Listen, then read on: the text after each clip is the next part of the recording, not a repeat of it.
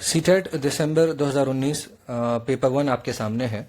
इससे पहले कि मैं प्रश्न नंबर 1 पढ़ूं, मैं ये बताता चलूं कि हम इस पेपर को सॉल्व इस तरह करेंगे कि हम हर क्वेश्चन के चारों ऑप्शंस को या जितने ऑप्शन ज़रूरी होंगे उन ऑप्शंस को स्टडी करेंगे।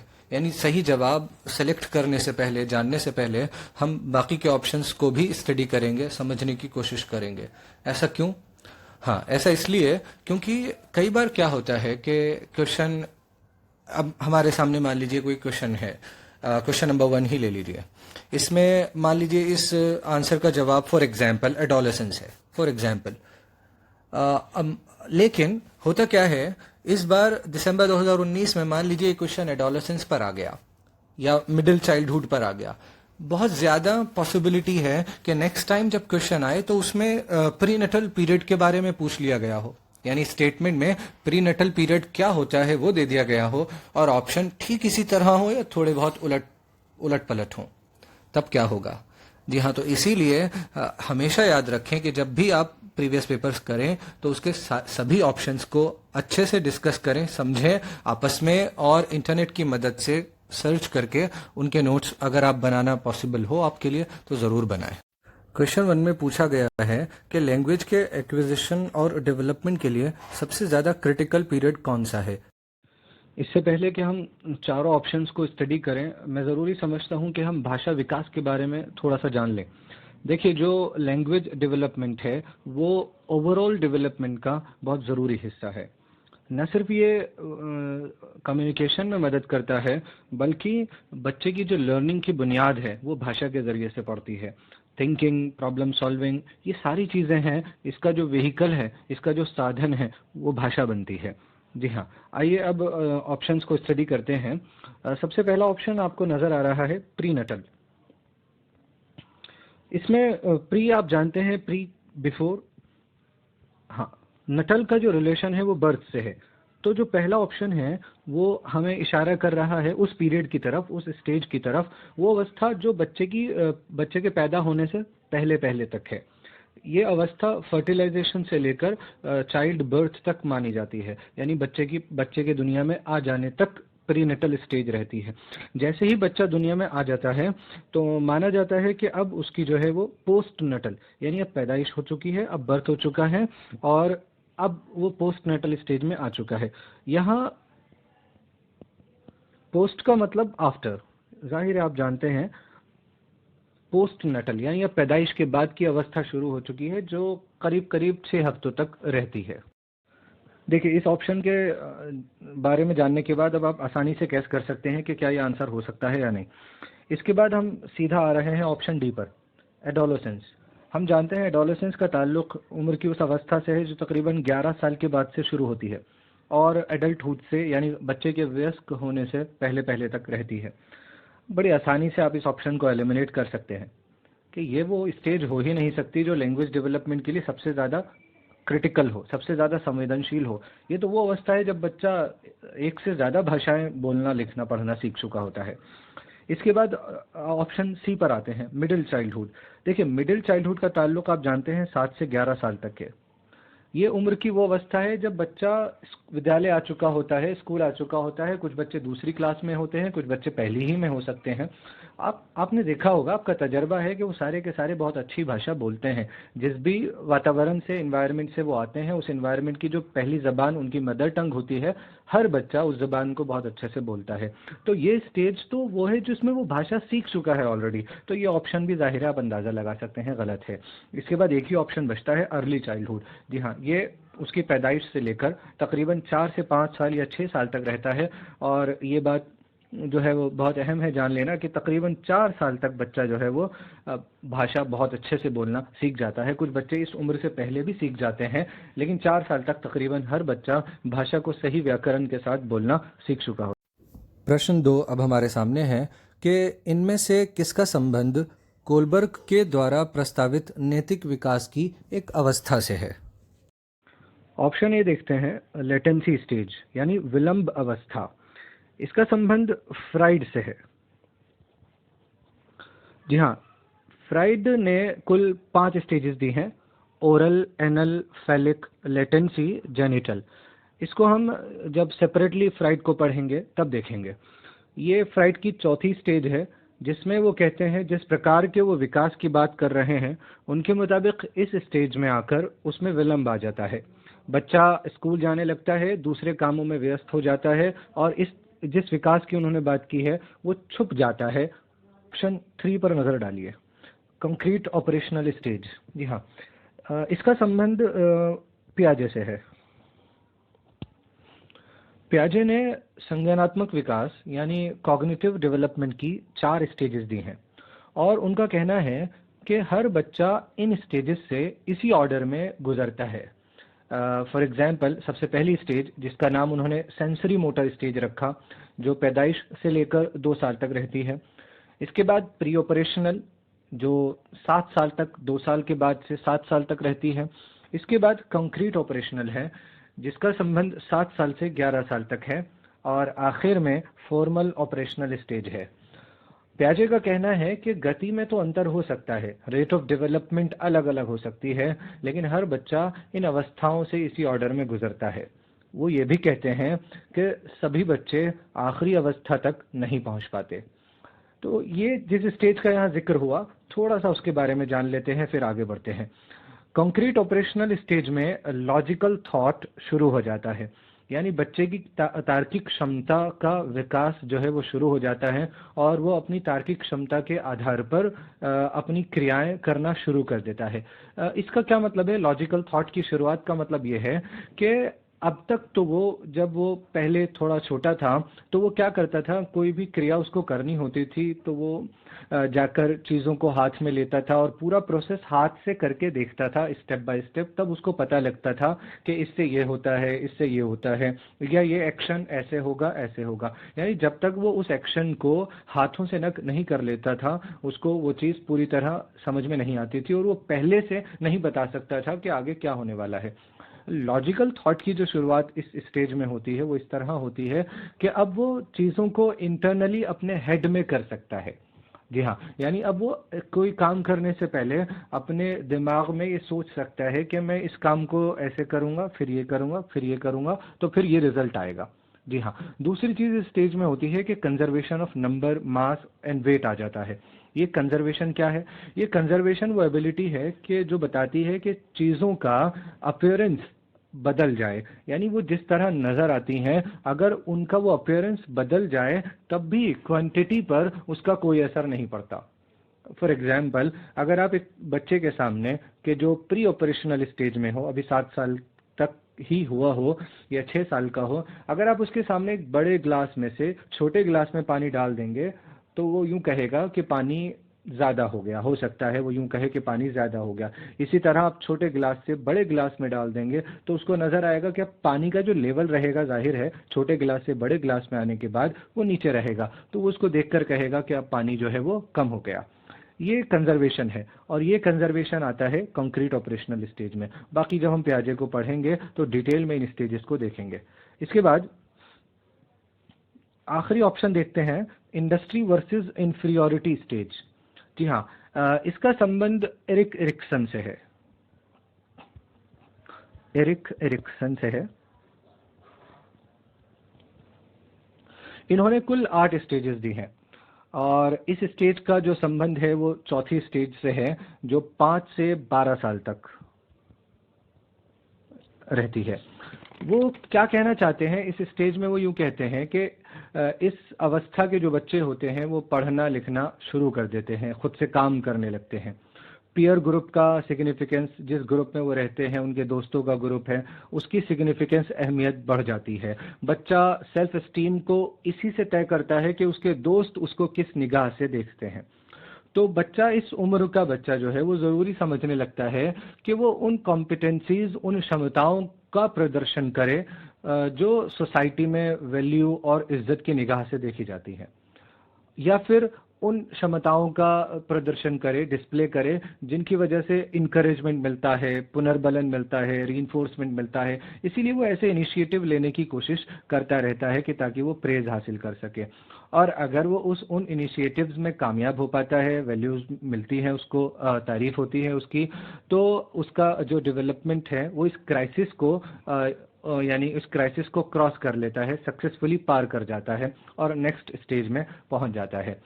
फॉर एग्जांपल किसी सोसाइटी में हो सकता है स्पोर्ट्स की बहुत अहमियत है, तो वो बच्चा कोशिश करेगा कि वो भी जो है औरों की तरह स्पोर्ट्स में अपनी काबिलियत का प्रदर्शन, इजहार, डेमोन्स्ट्रेशन कर पाए, जिससे कि उसको वह इंकरेजमेंट मिल पाए।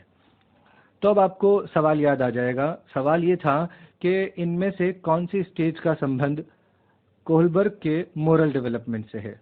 जी हाँ, एक ही ऑप्शन रह गया जिसको अभी तक हमने डिस्कस नहीं किया था, और वही हमारा राइट आंसर है, the social contract orientation. Kohlberg ने मोरल डेवलपमेंट की 6 स्टेजेस दी हैं, 6 स्टेजेस हैं जो उसने 3 लेवल्स में बांटी हैं, जिनको हम कोहलबर्ग जब पढ़ेंगे तब देखेंगे। तो ये तीसरे लेवल की 5वीं स्टेज, यानी तीसरे लेवल की पहली यानी कुल 5वीं स्टेज है, जिसका संबंध कोहलबर्ग के मोरल डेवलपमेंट से है। तो यही इसका सही जवाब। Question 3. During classroom discussions, a teacher often pays more attention to boys than girls. This is an example of एक टीचर है जो लड़कियों की तुलना में लड़कों पर ज़्यादा ध्यान देता है। तो ये किस चीज़ का उदाहरण है? आइए क्वेश्चन 3 के ऑप्शंस पर नज़र डालते हैं। सबसे पहले ऑप्शन बी देखते हैं, जेंडर आइडेंटिटी। इसका संबंध खुद बच्चे से है। जी हाँ, यूं कह लीजिए कि इसमें सेल्फ आइडेंटिफिकेशन शामिल है। जी, करीब 2 साल का बच्चा, चाहे वो लड़का हो या लड़की हो, वो अपने आप को किसी एक जेंडर के तौर पर कि मैं लड़का हूँ या लड़की हूँ पहचानना शुरू कर देता है। इसी को हम जेंडर आइडेंटिटी कहते हैं। इसके बाद ऑप्शन डी, जेंडर कॉन्स्टेंसी।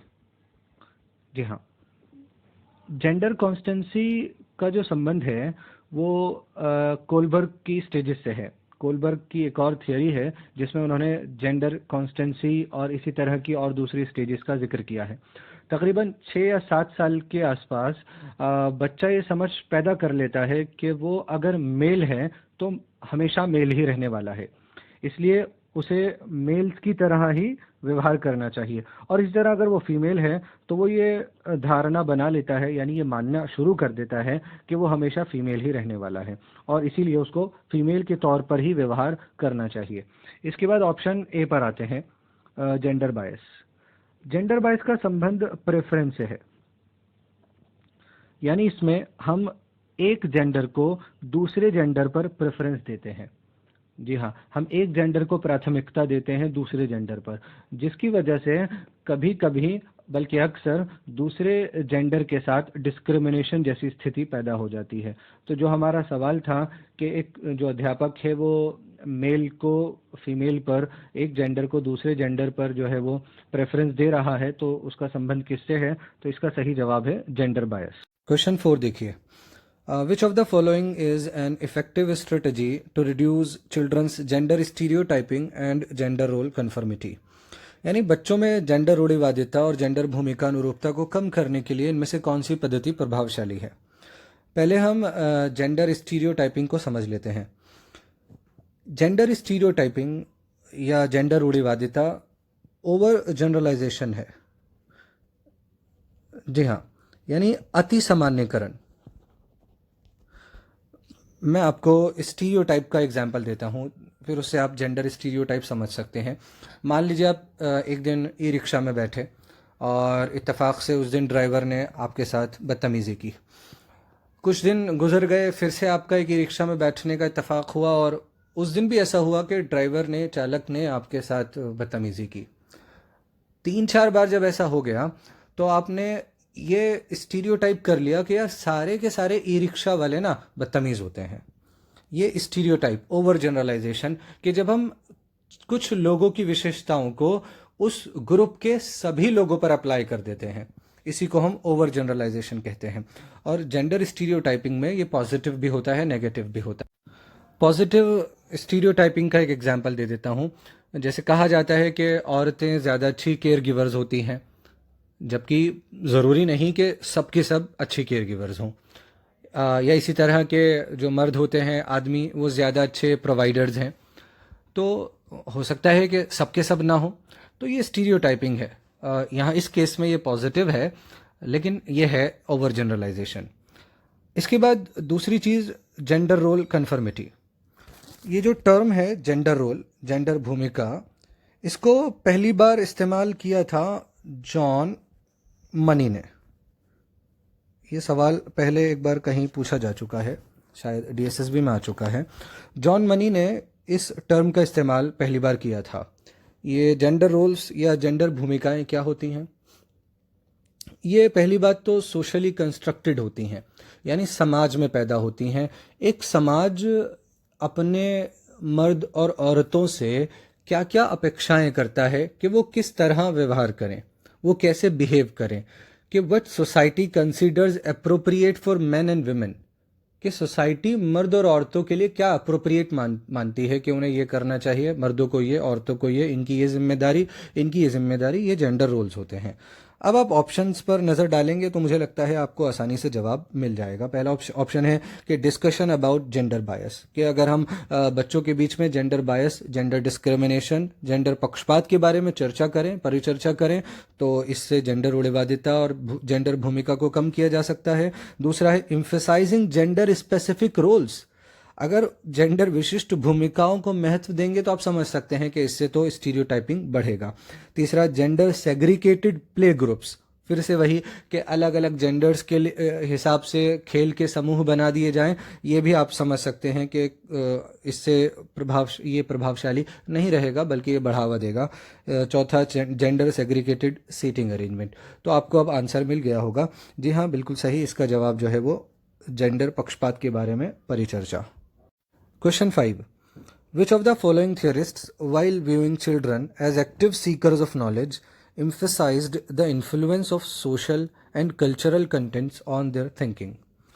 आइए ऑप्शंस पर गौर करते हैं एक एक करके। देखिए, सबसे पहला ऑप्शन जॉन बी वॉटसन। हम जानते हैं कि इनका जो संबंध है वो क्लासिकल कंडीशनिंग से है।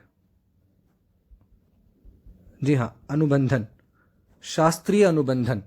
और क्लासिकल कंडीशनिंग हो या ऑपरेंट कंडीशनिंग हो, ये जो स्कूल है मनोविज्ञान का, जो कंडीशनिंग में मानता है उसको हम व्यवहारवाद कहते हैं या बिहेवियरिज्म।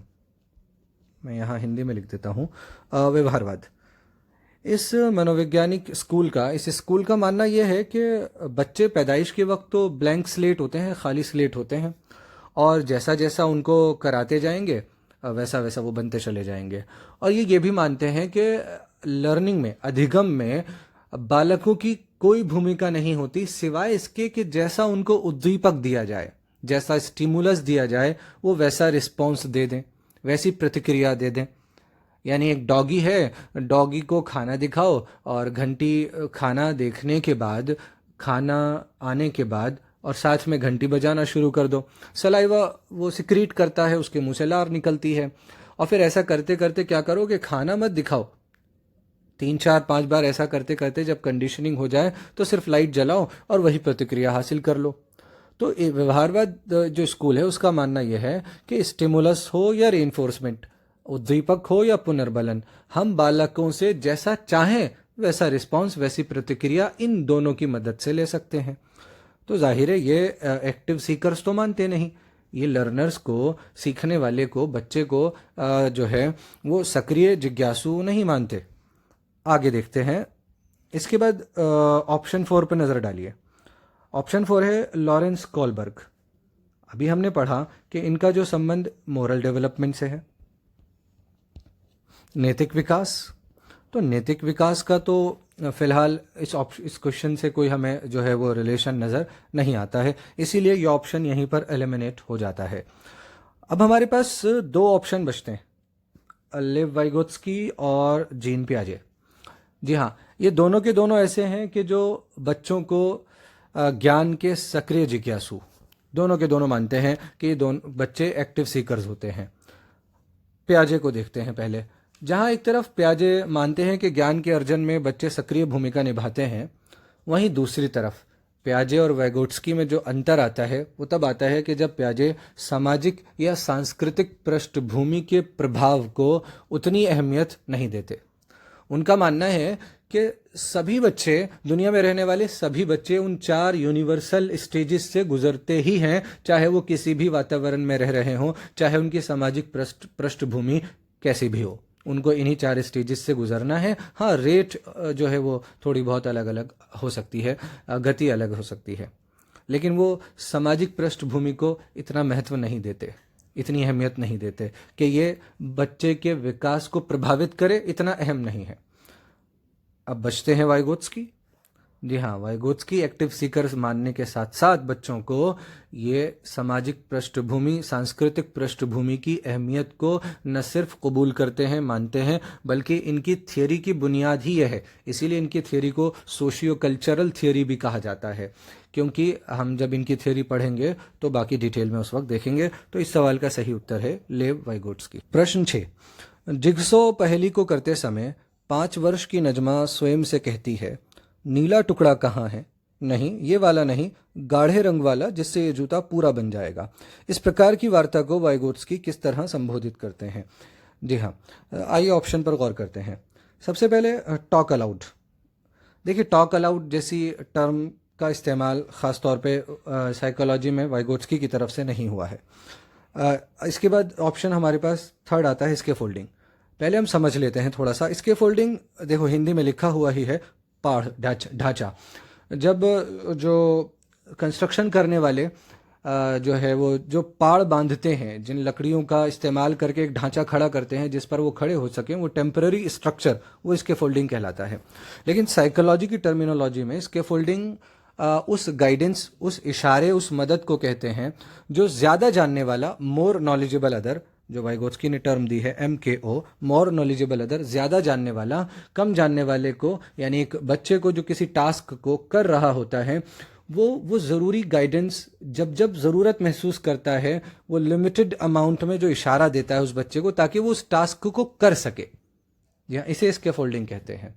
ये उसी वक्त दी जाती है जब इसकी ज़रूरत हो, और उतनी ही मात्रा में दी जाती है जितनी मात्रा में इसकी ज़रूरत हो। ये खुद से उसका काम कर देना नहीं है, बल्कि सिर्फ इशारा है, क्यू है, सिग्नल है, हेल्प है, गाइडेंस है। तो इसका जवाब इसके फोल्डिंग भी नहीं हो सकता। इसके बाद 2 ऑप्शन बचते हैं। आइए ऑप्शन 1 और ऑप्शन 4 यानी व्यक्तिगत वार्ता और आत्मकेंद्रित वार्ता को थोड़ा ध्यान से देखते हैं। वाइगोत्स्की ने 3 तरह की स्पीचेस की बात की है: social speech, private speech, inner speech. Private social speech को वो कहते हैं कि ये एक्सटर्नल कम्युनिकेशन के लिए होती है और तकरीबन 2 साल से शुरू हो जाती है, यानी बातचीत करने के लिए होती है। इसके बाद वो कहते हैं कि बच्चे के अंदर प्राइवेट स्पीच आ जाती है, जिसके 2 काम होते हैं। यानी पहला काम होता है कि it is social in nature, ये सोशल होती है। पहला काम इसका ये होता है कि ये सोशल होती है। और दूसरा पर्पस प्राइवेट स्पीच का ये होता है कि सेल्फ डायरेक्टेड होती है,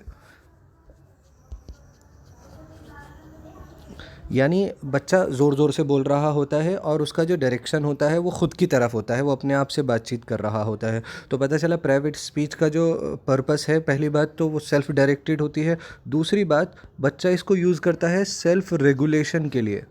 जी हाँ, यानी अपने बिहेवियर को रेगुलेट करने के लिए। जब वो कोई टास्क कर रहा होता है तो वाइगोत्स्की का कहना है कि ये जो प्राइवेट स्पीच है इसका एक पर्पस है। बच्चा अपने आप को रेगुलेट कर रहा होता है, उस टास्क को करते वक्त वो अपने व्यवहार को कंट्रोल में कर रहा होता है। जिस टास्क को कर रहा है उसकी जैसी ज़रूरत है उसके अकॉर्डिंग अपने व्यवहार को गाइड करता है, यानी वो ख़ुद से अपने आप को गाइड कर रहा होता है। तीसरा इन्होंने कहा है इनर स्पीच, यानी वो कहते हैं कि टाइम के साथ साथ करीब 7 साल की उम्र जब में पहुंच जाता है बच्चा, तो ये जो प्राइवेट स्पीच थी जो ज़ोर ज़ोर से बोल रहा था, वो कहते हैं वो इनर में तब्दील हो जाती है, चेंज हो जाती है और अब साइलेंट हो जाती है। अब बच्चा जो कुछ पहले ज़ोर से बोल रहा होता है, बस अब वो अभी भी वो अपने बिहेवियर को रेगुलेट करने के लिए, कंट्रोल करने के लिए बातें करता है। आपने भी देखा बहुत सारे लोग बड़ी उम्र में भी जो है कुछ काम करते वक्त जो है वो अंदर ही अंदर कुछ बोल रहे होते हैं, अपने आप से बात कर रहे होते हैं, अपने आप को गाइड कर रहे होते हैं। तो ये तीनों स्पीचेज़ हैं जो जिनका जिक्र वाइगोत्स्की ने किया है। अब अंतर कहाँ आता है? ये जो ईगोसेंट्रिक स्पीच है, ये वाइगोत्स्की पियाजे ने जैसा ईगोसेंट्रिज्म उन्होंने बताया कि प्री ऑपरेशनल जो यानी तकरीबन 2 साल के बाद से 7 साल तक रहती है, प्री ऑपरेशनल स्टेज, जिसमें पियाजे कहते हैं कि बच्चा दूसरे के पॉइंट ऑफ व्यू को नहीं देख पाता है। तो इसीलिए पियाजे ने उस स्पीच को जो बच्चा उस वक्त उस उम्र में बोल रहा होता है, टास्क करते वक्त बोल रहा होता है, वो कहते हैं ये सोशल नहीं होती, ये तो बच्चा जो है थॉट्स को एक्सचेंज नहीं करता इस स्पीच के ज़रिए से, वो अपने विचार किसी को कहता नहीं है, अपनी अपनी गाता रहता है। तो इस तरह वो कहते हैं ये सोशल नहीं है, ना ही दूसरों को पॉइंट ऑफ व्यू को वो इसमें इंक्लूड करता है, जो दूसरे के पॉइंट ऑफ व्यूज़ हैं वो इस स्पीच में उसको इंक्लूड भी नहीं करता है। और इसके लिए जो है पियाजे ने एक एग्जाम्पल भी दिया था कि आप किसी रूम में चले जाइए जहाँ बहुत सारे बच्चे हों और कुछ काम कर रहे हों, तो वो कहता है आप वहाँ बैठ जाइए, तो आप देखेंगे कि जब बच्चे बातचीत कर रहे होंगे तो एक बच्चा बोल रहा होगा काम करते वक्त, उसी वक्त दूसरा बच्चा बोल रहा होगा, और आप दोनों के आंसर्स जब देखेंगे तो पियाजे कहते हैं तो आप पाएंगे कि पहले वाले ने या दूसरे वाले ने पहले या दूसरे वाले के जवाब को सुनकर जवाब नहीं दिया, बल्कि दोनों अपनी अपनी गा रहे थे। ये पियाजे का कहना है। लेकिन वाइगोत्स्की का कहना है कि नहीं, प्राइवेट स्पीच जो है सोशल भी होती है इन नेचर, और इसका पर्पस होता है सेल्फ रेगुलेशन। वो कहते हैं जब बच्चा, वाइगोत्स्की कहते हैं जब बच्चा अकेला होता है तो आप देखेंगे कि प्राइवेट स्पीच कम हो जाती है। ये तभी होती है जब वो किसी के साथ बैठा होता है, ज़ोर ज़ोर से बोल रहा होता है, तो सोशल भी होती है और अपने बिहेवियर को रेगुलेट भी करता है। तो इसका जो सही जवाब है वो प्राइवेट स्पीच है। क्वेश्चन नंबर 7, बच्चों को संकेत देना तथा आवश्यकता पड़ने पर सहयोग प्रदान करना निम्नलिखित में से किसका उदाहरण है? इसका जवाब बड़ी आसानी से आपने गैस कर लिया होगा। इससे पहले कि मैं सही जवाब बताऊं, मैं यहाँ एक टर्म है मॉडलिंग, मैं उसको डिस्कस करना चाहूँगा, क्योंकि इसके फोल्डिंग आप समझ चुके हैं, कंडीशनिंग भी आप समझ चुके हैं, अनुबंधन उसके बारे में बता दिया गया था। इसके मॉडलिंग का मैं ज़िक्र करना चाहूँगा। देखिए, मॉडलिंग जो है वो एल्बर्ट बंडूरा ने सोशल लर्निंग थियोरी दी है। हम सेपरेटली इनको पढ़ सकते हैं।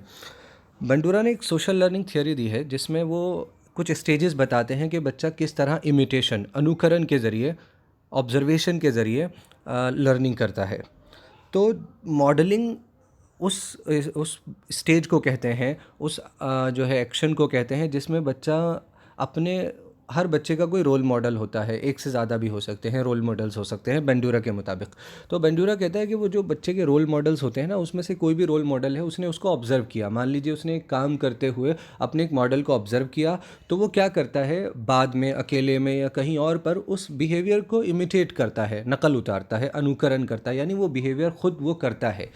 लेकिन फ़र्क सिर्फ ये है मॉडलिंग में कि अभी तक उसको किसी ने कहा नहीं होता ऐसा करने के लिए, ना ही किसी ने रीइंफोर्समेंट दिया होता है, पुनर्बलन दिया होता है। तो ये जो एक्शन होता है उसका वॉलंटरी होता है। मॉडलिंग स्टेज तक जो है उसका एक्शन वॉलंटरी होता है, वो खुद से उस अमल को, उस एक्शन को, क्रिया को करता है, कोई उससे कहता नहीं है, कोई पुनर्बलन नहीं करता।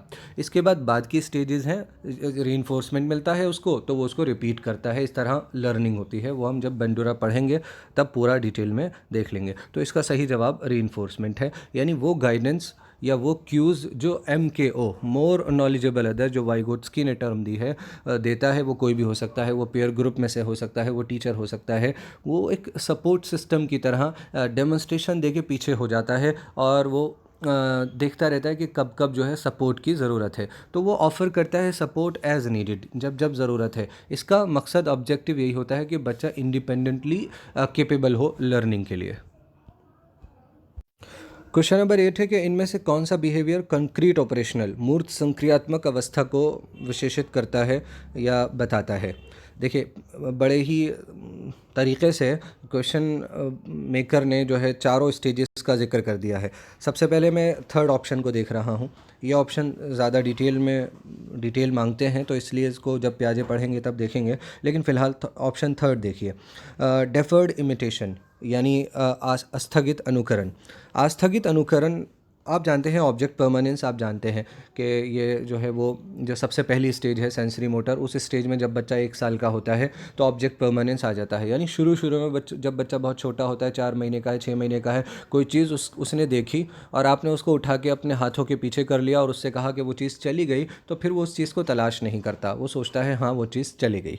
लेकिन 1 साल का होते होते ये ऑब्जेक्ट परमानेंस जो है, पदार्थ का स्थायित्व आ जाता है। वो समझ जाता है कि हर चीज़ का अपना एक अस्तित्व होता है, वो यहाँ नहीं है तो कहीं और है, वो कहीं ना कहीं है, उसका अस्तित्व है। जब आप ऐसा दोहराएंगे 1 साल 1.5 साल के बच्चे से, तो वो इधर उधर उस चीज़ को तलाश करने की कोशिश करेगा, हो सकता है आपके पीछे आकर वो देख ले।